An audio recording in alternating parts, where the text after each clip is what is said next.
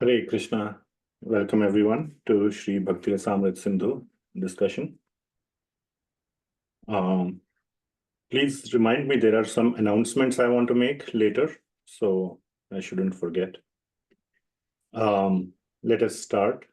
We are at the fag end of the bhava-bhakti section, and then there is the Prema Bhakti section that we have to discuss. Let us start with Mangalacharan. I will share my screen.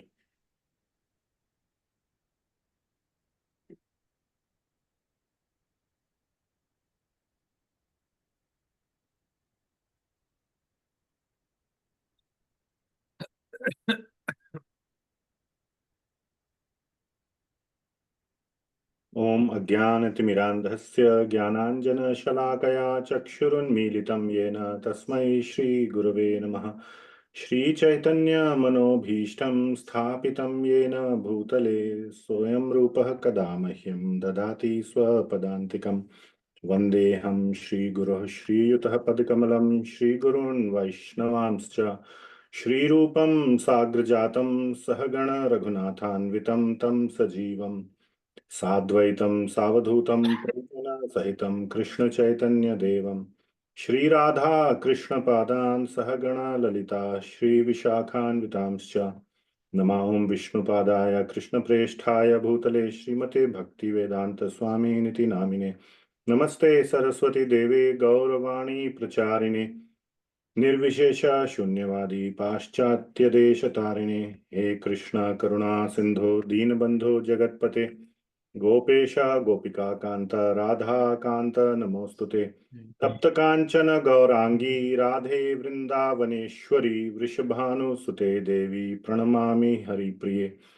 वाञ्छकल्पतरुभ्यश्च कृपा सिन्धुभ्य एव च पतितानां पावनेभ्यो वैष्णवेभ्यो नमो नमः। जय श्री कृष्ण चैतन्य प्रभु नित्यानंद श्री अद्वैत गदाधर श्रीवास आदि गौर भक्त वृंद। हरे कृष्ण कृष्ण कृष्ण हरे हरे, हरे Ram Ram Ram Hare Hare. Okay.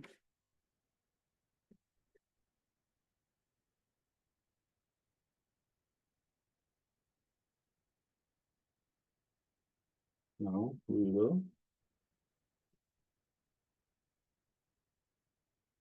recite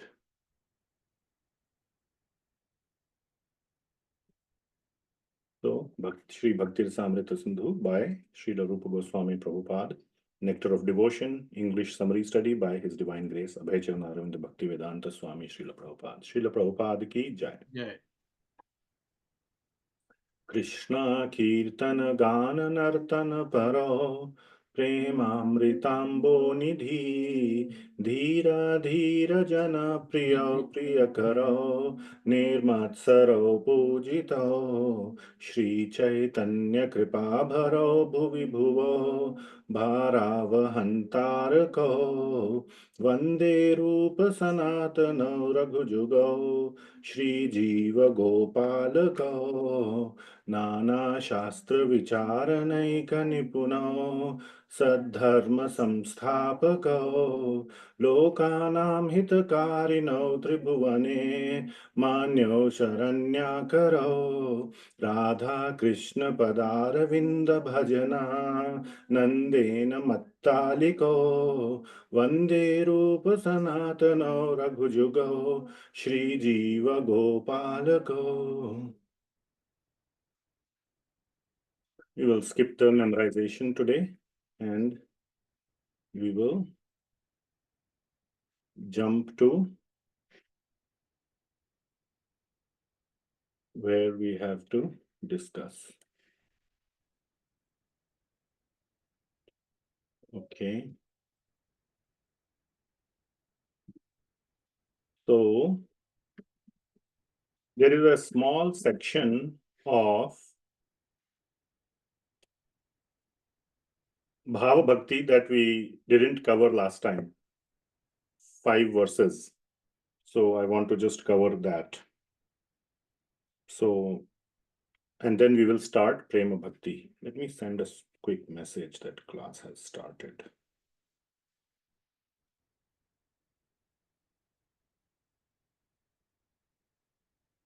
Okay. Okay, thanks. So where are we? Yeah. So we discussed how we were discussing bhava-bhas and two types of bhava-bhas, pratibimba and chaya. And then we discussed that bhava-bhas can, by association with or mercy of a pure devotee, can get upgraded or elevated to real bhava. Conversely, by Vaishnava aparadha or offending a devotee, it can also get, real bhava also could get degraded into bhava-bhasa or even completely be destroyed. So that's where that's how much we covered last time. Some more things or very important points we should cover. Am I audible? Yes? Okay, good, thanks. So one more thing we had briefly mentioned it in the previous slide over here, that bad association includes association with materialists or impersonalists. So this impersonalists is an important point as well. It is not just relevant in previous years, it is very relevant even today. So I want to put little more discussion into that. So association with impersonalists. So this verse number 55 talks about that association with impersonalists should be avoided at all costs. I hope you all understand what impersonalists mean. If not, then you can raise your hand and I can tell. So by now, all of you have done good study of Bhagavad Gita and so many things, and impersonalism versus personalism is a concept we cover very early on. So I'm assuming that is clear. So real bhava, even if it is present, becomes bhava-abhas. So it gets degraded into just a abhas, a image or a shadow of bhava, which is not real in any way. And one of the things that occurs or that happens in impersonal mood or impersonal approach is that one thinks that I am equal to God. There is no difference between, it starts with God is within me, which is correct. Bhagavan is present inside us as Paramatma, but we are a Jiva Atma. We are a independent individual living entity. Paramatma is residing in our heart as a guide, what is known as a Chaitya Guru, a guide sitting in our heart. So God is so kind, he accompanies us. We don't listen to him, just like we don't listen to our teachers in school, and we don't listen to our parents. We have mastered the art of ignoring our gurus. So we ignore the Chaitya Guru, the Guru sitting in the Chitta or the heart, which is Paramatma or Bhagavan. And that is one aspect. So even a devotee understands that Paramatma is there. He may in the beginning stages not listen to him, but he knows that he is there. An impersonalist collapses the concept of Jivatma and Paramatma, saying, I am the Paramatma. There is no separate Jivatma. I am the Paramatma. And begins to worship himself as the Lord. That's the sort of the most final stage of impersonalism, where he says, I am God, and worships himself. So that is a very, very incorrect understanding, and is definitely not the Vaishnava understanding. Now we can have 2 hours discussion on this Mayavad and Brahmavad, but we will not have that right now. Anyway, for a beginner, what the verse number 56 is saying is, for a beginner, it specifically calls out navya bhakta in the verse itself, a new devotee.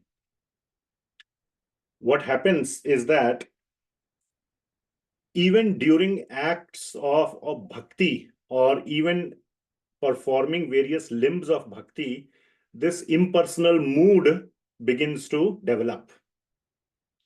And slowly, and due to association with other impersonalists, or maybe reading impersonal commentaries on Bhagavad Gita, or I have impersonal commentaries in my bookshelf of Srimad Bhagavatam also. Believe it or not, I mean, Bhagavad Gita you can understand. Upanishads definitely you can understand. But even Srimad Bhagavatam also, there are impersonal commentaries and they are so funny. It's like how much hard work they have to do to justify the impersonal thing. It's like trying to get mango juice by squeezing an orange. You know, how much hard work you'll have to do that.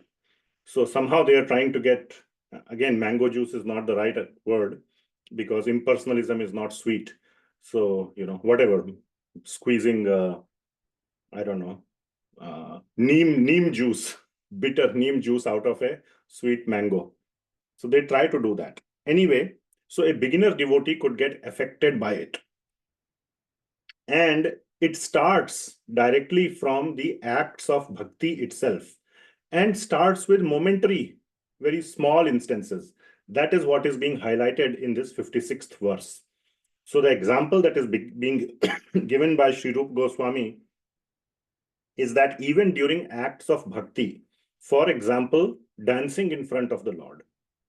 So when one is dancing in front of the Lord in association, now they also dance. Impersonalists, they have this conception of a deity. But a deity, they say, is only for beginner stage. So because you cannot see God inside, that you are God, you cannot see yourself as God. So look at a deity and think that this is God. In the more advanced stages, you will realize you and the deity are no different from each other. You are the deity. So that is the concept. So in the beginning stages, there is still a deity. Even if you go to a temple worshipped by Mayavadis, they will also have a deity of Krishna, and that is just a stepping stone. They say that once you become more advanced, no need for deity. You are yourself the deity. So what they do in the, like for dancing, and I will tell you why dancing, Kshanam, the verse says, for a small moment or a few moments, they consider themselves as God. Okay. And, you know, why dancing is picked is because, and this is, I'm talking about some advanced dancing, not just our Hare Krishna dancing that we do or something, with even there may be impersonalist feeling in the heart. It's not that dancing, but dancing in various, like a professional dancing, there are various mudras or various, you know, I'm not an artistic person, but those things are there. So there are various, you know, things that you do, various positions or those things. So they accept during the dance, one may assume the form of God, and others worship him, and they accept their worship during the dance moves. And such kind of dance where a devotee is taking the role of God is not considered a authorized Vaishnava dance. Unless the devotee is representing Bhagwan himself. There are those kind of dances where, you know, one is, it's like more like a drama, or one is enacting the pastime of the Lord. But here it is when he has evolved himself to become God and accepting worship from others. So these kind of dance moves exist. And one begins to harbor those feelings of impersonalism. And Sri Jiva Goswami says that this momentary consideration, it starts with momentary a consideration of the self as the Lord. And later on, it begins to magnify into other aspects. And this new devotee then begins to go down again in association of impersonalists, and not even just people, but even, like I said, books, commentaries. And so many people back, by the way, come and tell me, oh, this is a nice, we do these initial Bhagavad Gita classes. By the way, we are going to start a new batch. That was part of the announcement. So soon, and Bhakti Shastri, this Nectar of Devotion or Bhakti-rasāmṛta-sindhuḥ is getting over. So we will start with Bhagavad Gita. So if you have friends or whoever you want, who want to learn Bhagavad Gita, you can tell them about this, that new batch will be starting soon. And anybody who is interested in doing Bhakti Shastri, any serious students, then you can let me know also. I'll be taking in a few students, not a whole lot.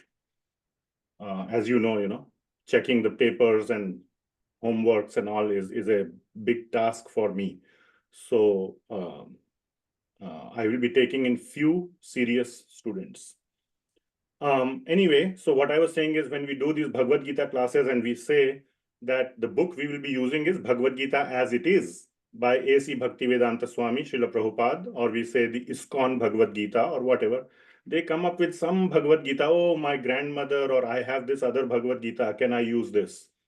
Or they send me some text message, I read this translation in this Bhagavad Gita, and what about this and what about that? And I'm telling them that from first day in class, we say there are many interpretations possible. We will use this interpretation, and we will explain also that there is a difference between interpretations. And they don't just understand, either they are not listening or whatever it is, I don't know what is going on. So they follow their own, they attend Bhagavad Gita class, ek kaan se suna, ek kaan se nikala, hear from one ear, out from the other ear, and whatever they want to understand, they understand, some hodgepodge mixture, khichdi.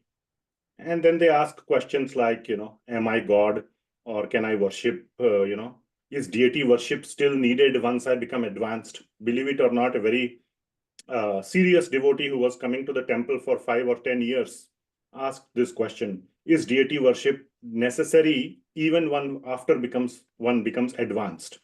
Now, what to tell? Rupa Goswami is saying, it is one of the 5 most important limbs of bhakti. Rupa Goswami himself used to worship his deity Govindaji. And they are asking, is deity worship necessary, or is it only needed in beginning stages? So it means that they have not really understood the concept of bhakti.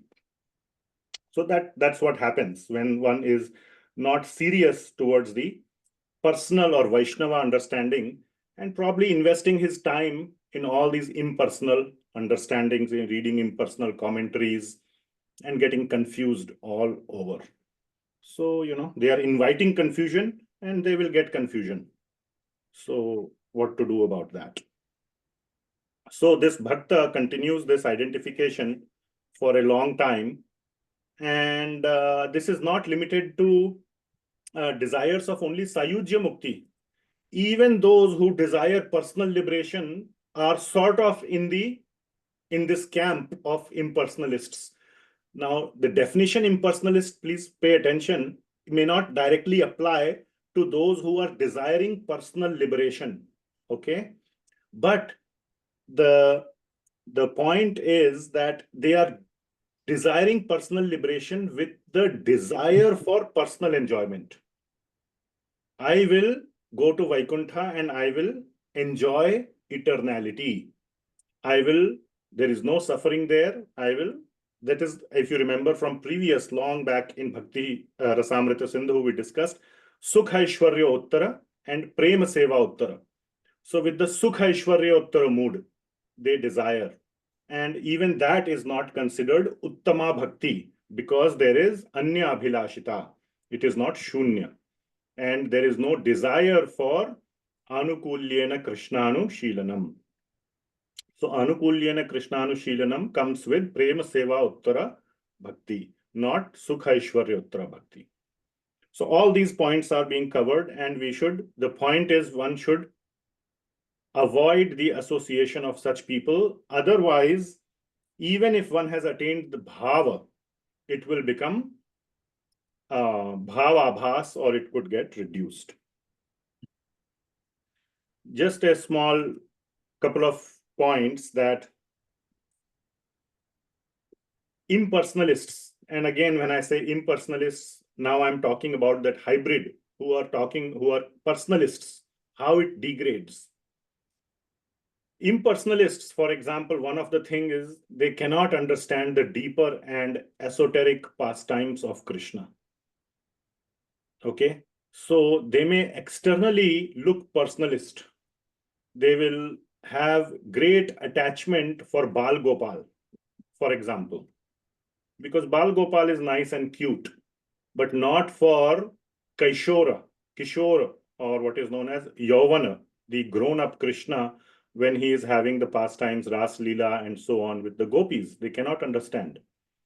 And not only, even I don't understand the deeper aspects of the pastimes with the gopis. Very, very hard and very rare to understand it properly. Only under proper guidance one can understand. But at least I have full regard that that is perfectly valid. There is absolutely nothing wrong. I may not understand it today.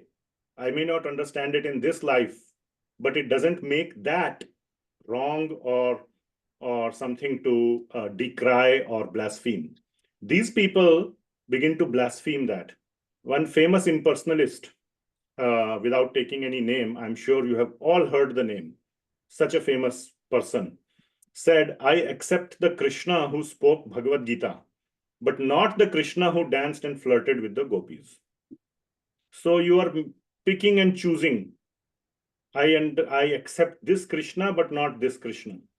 So that is, smelling of impersonalism. Now you can say Krishna personally spoke Bhagavad Gita. This is just the starting point. Very soon it devolves into finding fault with all the personal qualities of Krishna. All the personal qualities. There is this example of Sanyasis, if you know, from Chaitanya Charitamrita in Kashi, who were blaspheming Lord Chaitanya Mahaprabhu for singing and dancing on the streets. He says, what kind of sannyasi sings songs? Sannyasis are supposed to be serious and do, meditation and stay quiet. And this sannyasi is singing all kind of songs of love between boy and girl. And he's dancing. So, singing and dancing like going to a concert, like concert go or whatever, Michael Jackson or whoever is the latest one. So, kind of trying to compare a, pure devotee of the Lord. They don't know Lord Chaitanya is Krishna. At least they should see that he's a devotee because of his sannyasi outfit, but they were blaspheming him. Or even for eating sweets. Oh, this sannyasi eats sweets. Look at him. Sannyasis are not supposed to eat sweets. So all these things. Okay. So that is the point about association with impersonalists. Any questions? Okay. So next, now two more topics are left in this. Quickly, we will cover 57 and 58, then 59 and 60. Two verses, and then we will be done. And one more small topic is there. We will be done quickly. So 57th verse says that sometimes bhava appears in a person without, please pay attention, in a person without any sadhana, any practice of bhakti during this lifetime. So let us say you are looking at a person and this person has never done any practice of bhakti, which means any limb of bhakti like scriptural study or worshipping the deity or kirtan or anything. And you did not see him receiving any mercy, any kripa from a devotee in this life. And still, immediately bhava appears in such a person without performing any sadhana, without receiving the mercy of devotee in this life. So how to understand this? Okay. So one should not forget, one should never forget that there is previous life also. So one should not just focus on this life. So one should understand that such a person must have performed intense sadhana bhakti in his previous life. Okay, and Sri Rupa Goswami says that the appearance of bhava from sadhana bhakti, bhava should have appeared, but it was paused or it was delayed. The Sanskrit word is used as sthagitam. Those who understand Hindi, we say sthagit ho gaya. Sthagit means it was paused or delayed due to some vigna. So the word is vigna sthagitam. So the bhava was vigna sthagitam. It was delayed due to some offense or some tiny quantity of reaction remaining from the past life. And then, or maybe the devotee had some lingering desire for some sense gratification. May not be very big, but due to some attachment to family member, to something. So some sense gratification. So in this life, those reactions are removed simply by his existence.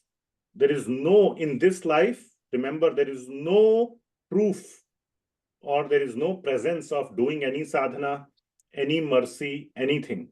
Just by taking another birth, simply by taking one more birth, which is a karmic activity, those reactions are removed. And when you have material body, there is suffering. I mean, there is pleasure, but there is also suffering. So whatever some aparadh that was done, some offense that was done is removed automatically, and full-fledged bhava appears. Full-fledged bhava appears. 100%. All right? Immediately. So very good example of this is Vritrasur. Vritrasur was a demon. He was born in a demoniac family. He was a Rakshasa or Asura. And who was he in his previous life? Anybody knows? Chitraketu Maharaj. Very nice. 6th canto of Srimad Bhagavatam. Chitraketu Maharaj. So what happened? King Chitraketu in his previous life performed intense sadhana bhakti. He had, this whole pastime is described very nicely in 6th canto of Srimad Bhagavatam. What other great pastime we have in 6th canto? Ajamil.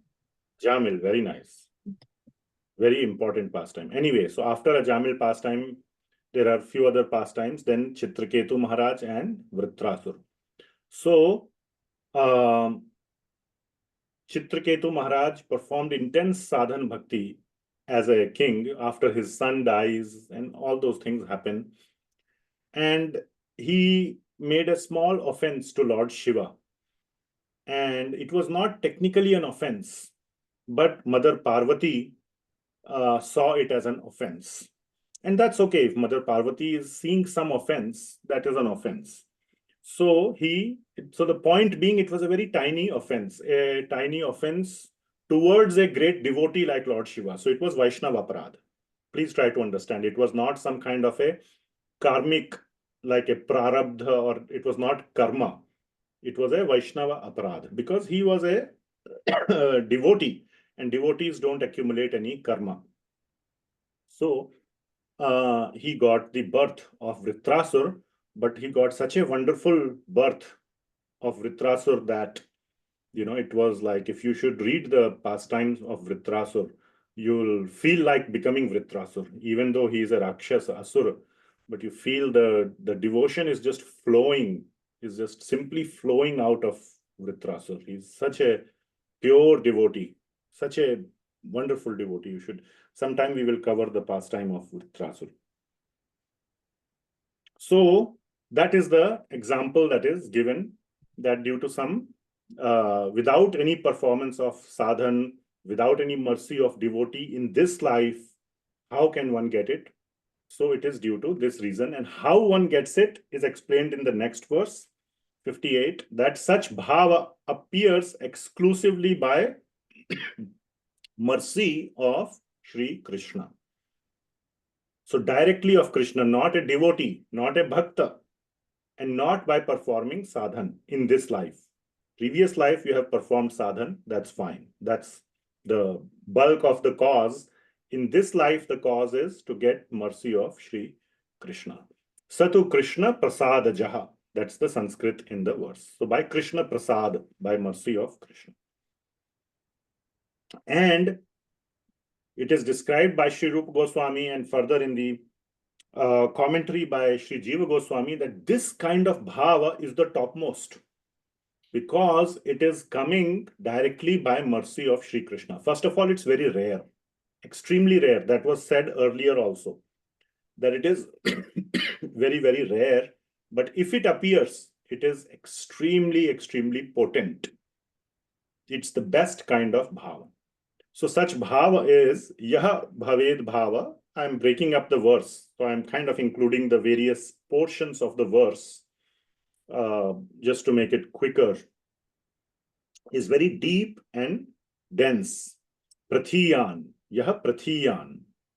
So the verse goes like yaha prathiyan bhaved bhavaha. So very deep and dense, and it is lokottara chamatkara. It is in like a chamatkar, like a amazing wonder in the whole world, or more amazing than anything else in the whole world. And it is karakaha sarvashaktidaha. Sarvashakti, all it bestows all kinds of powers onto the devotee. That's why even Indra could not defeat Vritrasur. He was such a formidable enemy, and then Indra and Vritrasur have a fight. That's because of his nature, his demoniac nature. That part will also, it's such a nice example, Vritrasur, that we will cover that example flows into the next two verses also. So it bestows sarva shaktihi, all kinds of powers. And it is said that this bhava is the best kind. This kind of bhava by Krishna's mercy is the best. What were the other two causes of appearance of bhava that were mentioned? Just for context setting, it was in the 6th verse of bhava-bhakti that these were performing sadhan bhakti in this life or continued from previous life. Then one will continue sadhan bhakti in this life as well. But there is a performance of sadhan bhakti or mercy of a pure devotee. The third cause was mercy of Krishna, which is being discussed here. Another example is Putana, given by Śrī Jiva Goswami. At the very end of her life, she did not perform any sadhan bhakti. She did not get the mercy of any devotee, but she got the direct mercy of Śrī Krishna. So these are the points that are mentioned. Okay. Any questions? Okay. So next two verses, again coming to judging or criticizing.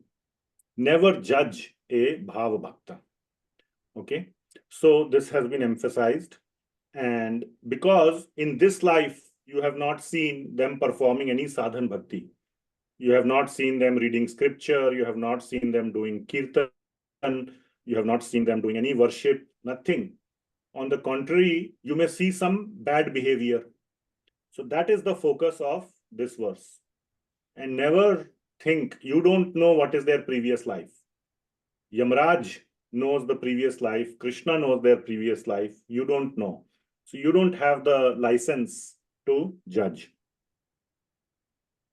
So what is being said is that never find fault or criticize a devotee who has attained real bhava. And even if there are some external faults present, external. So what it means is that the faults are, now you can, it's a hard topic. One of the things is, how do you know if he is a real bhava bhakta or not? Or what is external versus internal? So one of the things I can say is that when the intention is clean, but the external may have some fault. Like, let's say somebody gets angry, but not out of malice in the heart. There is no immorality, there is no malice, there is no malicious intention in the heart. Just that one's nature is to get angry. Okay, for example, Asura, the body is Asuric. Of course, there is, I don't remember all the verses of 6th canto, but probably a description of Vritrasura is given. Asuric body is, the body itself is a faulty. Asuric body is considered faulty. He is a Asuric. And obviously, Asura comes with all this, mode of ignorance and other external qualities. But internally, he was a pure devotee. So, that is what is the meaning of external faults may be present. Sometimes a devotee, for example, getting angry is a very common aspect or a very easy to understand because we can all see it in our own life.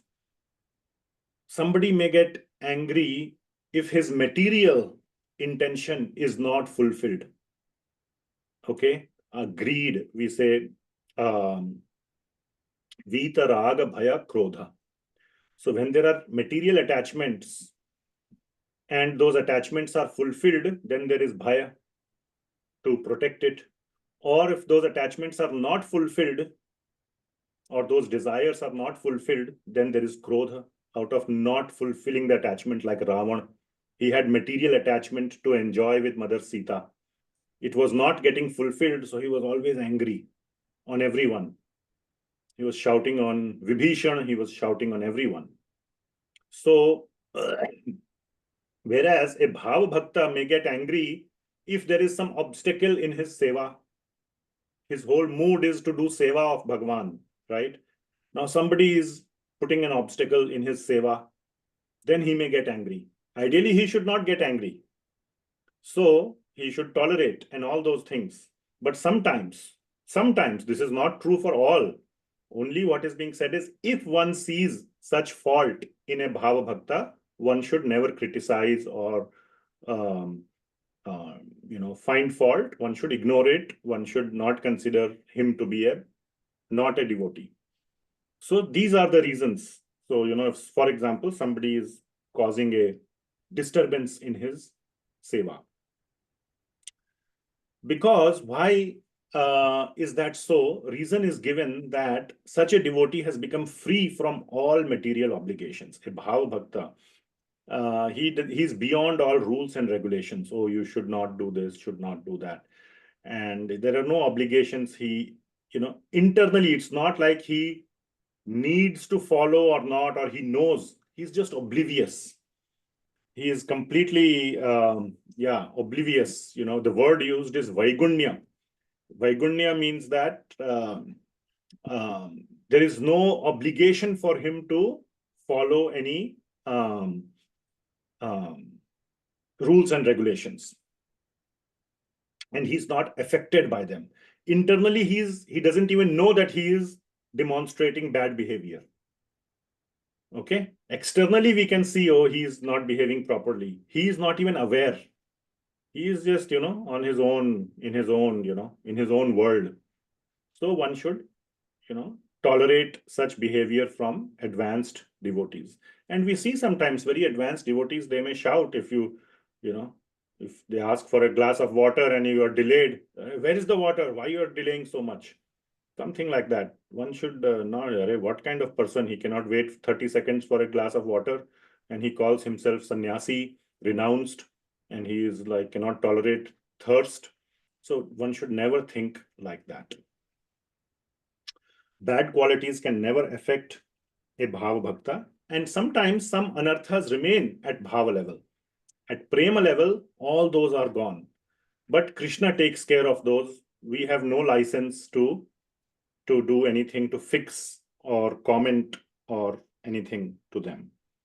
And the example given by Śrī Rupa Goswami is just like a full moon may have some marks on it, but it does not diminish the beauty of the full moon. So one should try to if possible, if at all possible, if one has the capacity, identify a bhava-bhakta from the 9 internal qualities that we had discussed, not from the external qualities. Okay. And sometimes it is said in the commentaries, I forget which one, whether it is Sri Jiva Goswami or Sri Vishwanath Chakravarti Thakur, that it is Krishna's Leela. It is his desire to bring out the faults in a bhava-bhakta, to further enhance the quality of bhava in that devotee. Because when the faults are brought out and that bhava-bhakta sometimes realizes his fault, sometimes, then he demonstrates an even more intense or deeper level of bhava. And sometimes it is to teach us that don't be too proud at bhava level. Try to keep moving forward. Don't think that one cannot fall down from the bhava level. So one should take utmost precaution even at the bhava level. 2 examples are given by our acharyas. One is Bharat Maharaj, who got entangled with a deer and then had next 2 lives, very, very glorious lives, as a special kind of deer who remembered his past life and could understand scriptures, which deer can understand scriptures being spoken. So he went to the ashram of the rishis and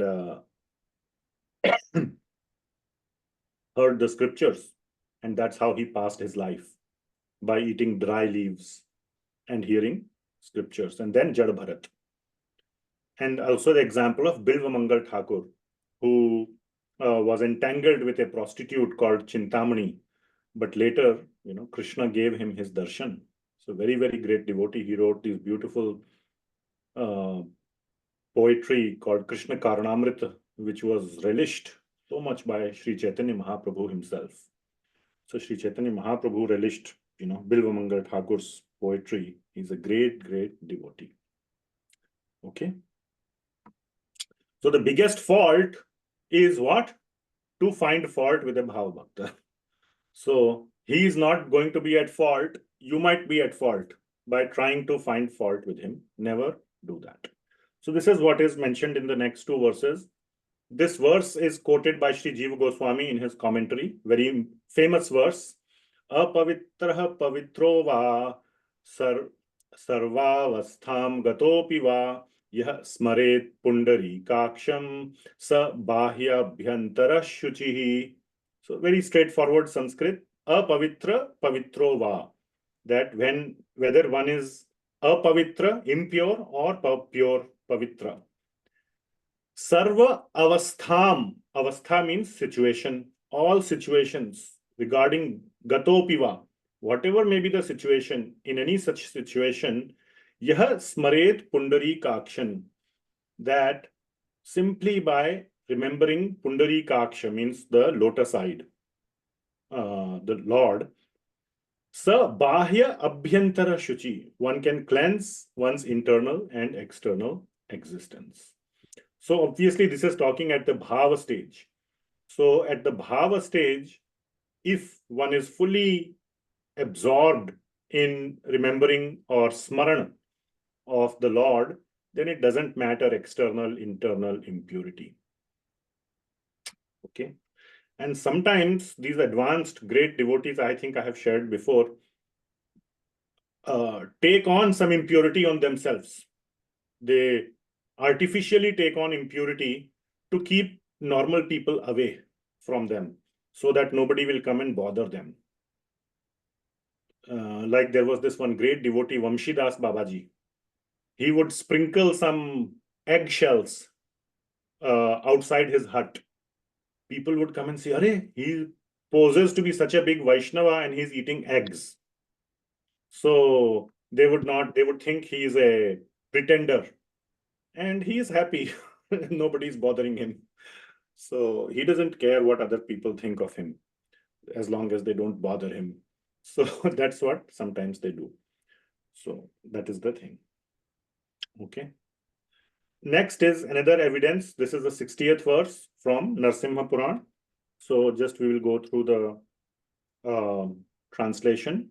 A person who is dedicated completely to the Lord may show externally serious contamination, but internally he is pure. So this is talking about a bhava-bhakta who is showing some external contamination.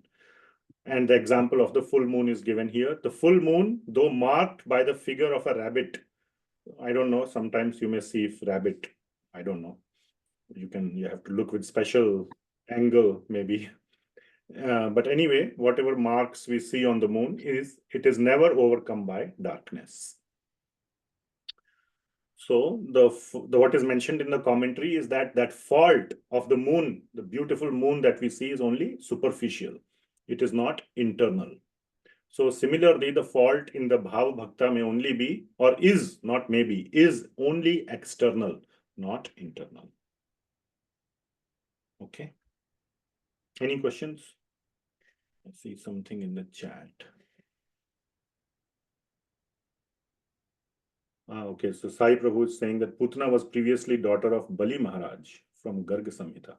Okay, thank you. I have not read it, but yeah, I'm sure it's you have the right reference. So thank you. Okay. Last verse of Bhava Bhakti, that Bhava Bhakti is very, very active and dynamic. Okay, and there's an important point here also to understand, that it is full of activity and dynamism. All right. So what it means is that there is always a ever increasing desire. There is desire. I want to do this. I want to do that. I want to do that. I want to do that. Right? Now, what does it show or tell about a person who says, I want to do this, I want to do this, I want to do this, I want to do this? What does it tell about him or her? Ambitious. Okay. What else? Yeah, my wife here is saying mode of passion. Yeah, all these things, right? So a lot of desires. Again, there's a desire. But one should understand that this is the mood of Bhava Bhakta, and the desire is not material. These are desires to please the Lord. That is the difference. Mode of passion, or what did you say, Makarand Prabhu? What was the ambitious. Right. So all these are material. I want to get next promotion. I want 10% increase in my salary. Whatever these are all material ambitions. But here the desire is not material. It is to please the Lord. So there is a lot of dynamism in bhakti. And as you know, material ambitions and all, what do they ultimately bring? They ultimately bring misery and suffering, because they never end. And whatever comes out of it, even when you get 10% salary increase, they will give you more work. You will think that, oh, I was better off with 10% less. At least I was able to have my lunch on time. Now I cannot even have my lunch because they have overburdened me with work. So in 10%, they have purchased my lunch hour. So, always there is a, what you call suffering, or feeling of disappointment, even if the desires are met. You want to sit and have nice lunch, and sit down to eat, and you figure out, no salt in the sabji, or whatever, some fault you have. Sometimes for me, like migraine happens. So many times it has happened. Next day, Saturday, beautiful. I want to study. I want to do this.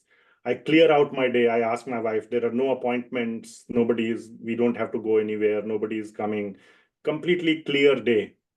And I go to bed on Friday night thinking tomorrow is the best day. I have cleared everything.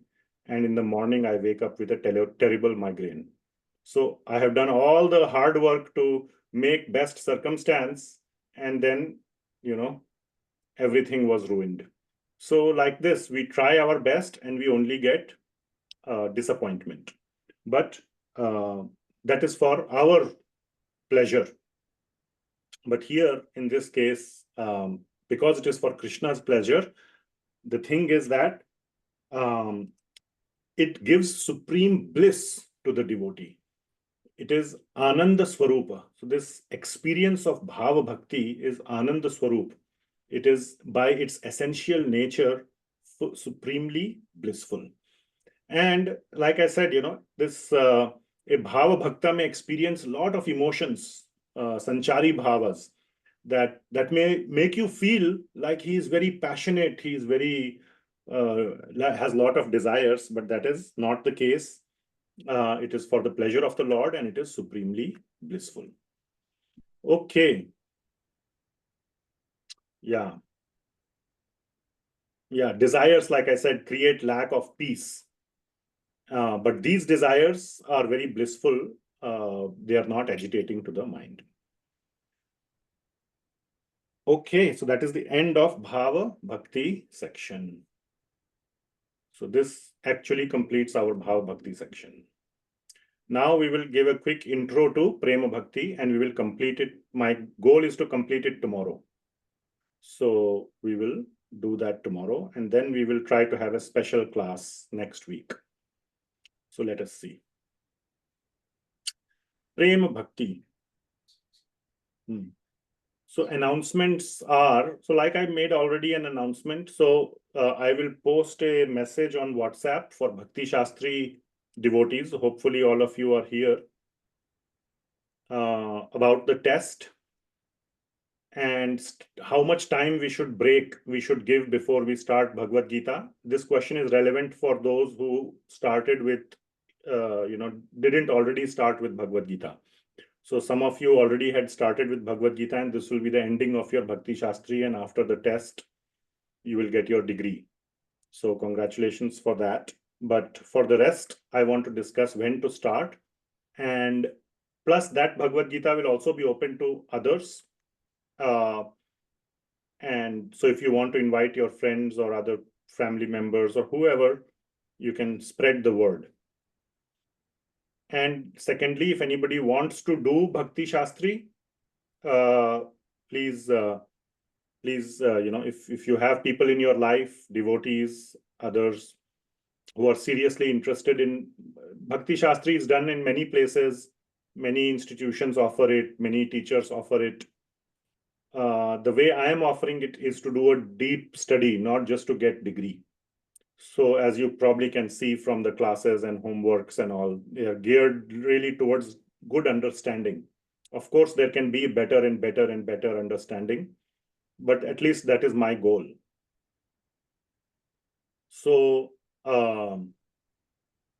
yeah, that is the other thing. Yeah, and special class next weekend. Tomorrow, I'm planning to complete Prema Bhakti by Hari Parshad Prabhu. I will request him if he can come and give a class on Śrī Bhakti-rasāmṛta-sindhuḥ, because I know it is the most closest and dearest to his heart. So I don't know, other than, Bhakti Rasayanam is very close, but I feel like Bhakti-rasāmṛta-sindhuḥ is closer to his heart. He has so much deep regard for Śrī Rupa Gosvami and Śrī Bhakti-rasāmṛta-sindhuḥ. So no better person to come and talk about Śrī Bhakti-rasāmṛta-sindhuḥ, and we can relish. So I'm going to try that. We'll see, and the timing may change. This time may be, I will see if this time works, our evening, his morning time, or we may do at a different time. If you can attend, great. If you cannot, that's, you can see the recording. So those are the announcements. So we'll go for 5 more minutes. I want to introduce the chapter of Prema Bhakti. And if some of you have to go dot at 6:30, you can watch the last 5 minutes recording. Initial concepts. Okay, Prema Bhakti. So we discussed 3 stages of Bhakti very quickly, or what not discussed. There are 3 stages in Bhakti-rasāmṛta-sindhuḥ. What are the 3 stages? Very quickly, somebody shout out.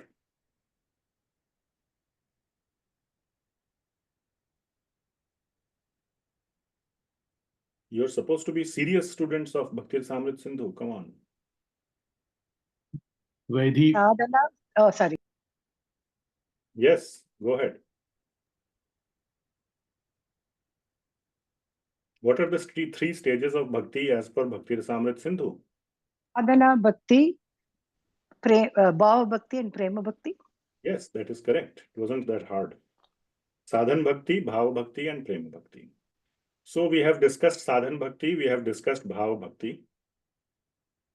The first chapter was Samanya Bhakti. It is not a stage of bhakti, but it is showing the various characteristics in general about bhakti at various levels. Sadhan stage is Kleshagni Shubhada. Next is Moksha Laghutakrit and Sudurlabha. And finally at the Prema stage, it is Sandrananda Visheshatma and Shri Krishna Akarshani. Okay. So 3 stages of bhakti are there. Now we are going into the Prema Bhakti stage. Bhava and Prema are both sadhya. So what is the difference between Bhava and Prema if both are sadhya? So Bhava is like we discussed, it is the Ankura, the germinating stage of Prema. So once Bhava has appeared, appearance of Prema is natural. It will naturally happen. Then you are kind of on an autopilot. Unless you actively go and commit some offense or do something completely stupid. So otherwise you are on autopilot and Prema will sooner or later appear. So what is the difference? The difference between Bhava and Prema is in the intensity. So please keep that in mind, this intensity aspect, and we will unpack it tomorrow in detail. So the first verse of Prema Bhakti section is very important. Just like Bhava Bhakti section, first verse had the definition. So the first verse has the definition of Prema Bhakti. So it says, Samyan Matsrinti Swanto. I'll do that again. Samyag Masrinat Swanto Mamatva Atishayankitaha bhavasa eva sandratma budhaihi prema nigadyate. So Samyag Masrinita Swanto. So Swaanta means inside the heart. Internally, the heart is Masrinita. Masrinita means very, very soft. And Samyang means like it's wet. So when we say wet is like dry-hearted. Opposite is wet, so to say. So it's not dry-hearted, it is wet. Wet-hearted we don't say generally, but that's the meaning. It's soft and wet. Very, very soft. Internally, the heart is like that. And it is full of mamatva. And we will unpack this concept a little bit today and then in detail tomorrow. That Krishna is mine, mamatva. In bhava stage, the one way to say it is, bhava-bhakta is saying, Krishna, I am yours. In Prema stage, one says, Krishna, you are mine. This feeling of possessiveness of Krishna, that Krishna is mine. And I will show some sentences in the next slide. So the Mukhya Lakshan, so these two are the Gauna Lakshan as identified by Sri Jiva Goswami. The Mukhya Lakshan is this, that bhavasa eva sandratma, that when bhava becomes very thick or intense, sandratma means very thick or very dense in nature, then that is called Budhaihi. The learned people say that Prema Nigadyate. This is Prema. Okay. So that is the definition of Prema Bhakti. And very last slide for today, Mamatva. So this Mamatva one need to understand. And this will really tell what is Prema Bhakti. So Mamatva means Krishna is Mamatva for not for material things. We all know Mamatva for material things. My house, my car, my money, my body, everything is my, Mahamaham. So we all understand Mamatva very nicely. We do not understand Mamatva for Krishna. Okay. Even for family members also, it is mainly Mamatva for me. My family members, I love them, but ultimately it is for my pleasure. If the wife starts cheating on you, you will not continue to love the wife because, you know, you are not getting what you want, which is loyalty or whatever. So it is your love for your acknowledgement, recognition, loyalty, whatever that is making. Krishna went and, was enjoying with Mathura. The gopis didn't stop, have any change of heart for Krishna, even though he left. So, that is the Prema. So mamatva means Krishna is mine. This is the core principle of Prema, even though it is not indicated as a Mukhya Lakshan. The Mukhya Lakshan is the intensification of bhava, but it's a core principle of Prema is mamatva. So in a dasya mood, one thinks that I need to serve him. If I will not serve, he will remain hungry. There is nobody else who will serve him if I don't serve him. He is mine and mine only. I should have added that. Not only is Krishna is mine, he is mine only. He is not anybody else's. That much possessiveness. Okay?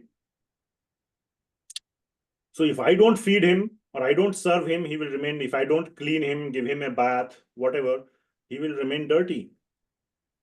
Friend. If I don't be his friend, he will be sad. He will be alone. He will be morose. I have to give him that feeling of, companionship, of sakhya, vatsalya. If I need to protect him. Mother Devaki, even though she saw Lord Narayana, and who can kill Lord Narayana, but as soon as he became baby Krishna, she said, let me hide you. Otherwise Kamsa will come and kill you. How is it possible, Does Devaki not know that Narayan cannot be killed? But immediately her Vatsalya mood took over. Immediately. And she said, I need to protect you, let me hide you, so that Krishna doesn't come and harm you. Kamsa. Or, my child will grow wild and, he will become indisciplined. That's why I need to tie him to the mortar, like give him punishment. Otherwise, who will fix my child? All these other cowherd people, they keep spoiling my child. I need to fix him. That's how Mother Yashoda thinks. If I don't fix him, who will fix him? He will become a rascal once he grows up. This is the time to fix him. That is the mood of Vatsalya. Or he will be killed. So many things. That's why they used to do all these rituals on him, on Krishna, smear him with all these paste and everything, all these things to protect him from bad omens. So all those things. And the gopis, if I don't love him, he will be lost and depressed. So he needs my love. I need to love him. So that is the meaning of mamatva. And the concern, the full concern is for Krishna alone. Please understand this point. It's not that they are getting anything out of it. They are simply concerned for Krishna, for his, all these things, for his hunger, thirst, his sadness, his discipline, his life, his emotions, his happiness, everything is belonging or concerned for Krishna. The entire existence of the devotee is out of concern or to give happiness to Krishna. The entire, otherwise the devotee has no desire to even stay alive, no desire to even exist. So that is the concept of mamatva. It is so strong that only that exists. There is no other thing that occupies or has precedence or priority in their life. There is no other priority other than to make Krishna happy. Okay, even if they are taking care of their family, even if they are grihastha, the purpose of taking care of family is to make Krishna happy. Because they somehow understand, or the understanding they have is, if I do this, Krishna will be happy. Srimati Radharani says this in one of the verses that, or who says this? No, Krishna says this to Uddhavji. The only reason the gopis are alive, they are keeping themselves alive. They could have committed suicide. It's not hard to commit suicide. So many people commit suicide every day. So Why they didn't commit suicide, the gopis? Because they know that I will be hurt and they don't want to hurt me. That's why they are simply keeping themselves alive. So that is the mood of a Prema Bhakta. We'll stop here. Any questions? Okay, so we will see you all tomorrow. And I made the announcements. And anything else? No? Okay. ठीक है. Thank you very much for attending, and we'll see you all tomorrow to complete Prem Bhakti section. Jagat Guru Śrī Krishna, Ki thank Jai. you. Ki Jai. Goswami Hare Prabhu. Krishna, Prabhuji. Hare Krishna, Prabhuji. Thank you. Hare Krishna. Thank you, Prabhuji. Krishna, Thank you, Prabhuji. Mataji. Thank you. Hare Krishna. Thank you so Hare much. Krishna Prabhuji. Hare Krishna Prabhuji, Hare Krishna Krishna Mataji, Prabhuji. thank you. Thank Hare you. Krishna, Prabhuji. Hare Krishna Prabhuji. Hare I Krishna. have a Hare doubt. Krishna. I Hare have a Krishna. doubt. What is that? I have a small doubt. Go ahead. When Mamatva comes, the rasa will change. Is it not? The rasa will change means what? Mamatva is there in That all the means- rasas, like I mentioned, Dasya, Sakhya, Vatsalya, Madhurya, all the rasas. Mamatva, I thought it is Madhurya? Madhurya. No, not Madhurya. Yashoda's love for Krishna, Devaki's love for Krishna. Vatsalya? Vatsalya. It is definitely there in all of the rasas. All of them will have Mamatva. Okay? Take it in your life. Your husband, don't you have Mamatva for your husband? It is material, it's not spiritual, but you have Mamatva for your, I know you have Mamatva for your children. That is easy to understand, but don't you have Mamatva for your husband? He is mine. Yes or no? Yes. So, Yes. if we can see it in our own life, then definitely we can see it in rasa between devotee and Krishna also. Okay? Thank you. Okay, thank you. Hare Krishna. So I will log. Hare Krishna.